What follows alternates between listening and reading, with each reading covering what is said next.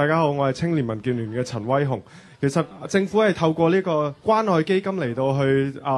去到 cover 翻一啲係之前係未受到之前6000蚊嘅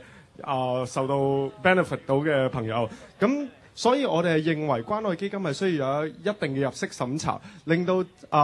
我哋呢個關愛基金所撥出嚟嘅錢係真真正可以去到一啲有需要嘅 N 無人士，又例如一啲係要照顧老人家、照顧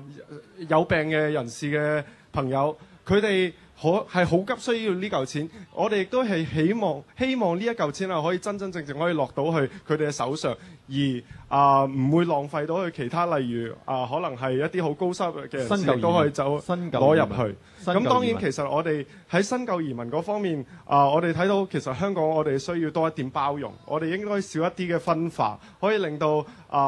如果唔係我哋香港一路以嚟咁樣一路爭拗落去，其實係唔會對我哋香港係一件好事嚟嘅。其實我都希望大家可以真正多一點包容，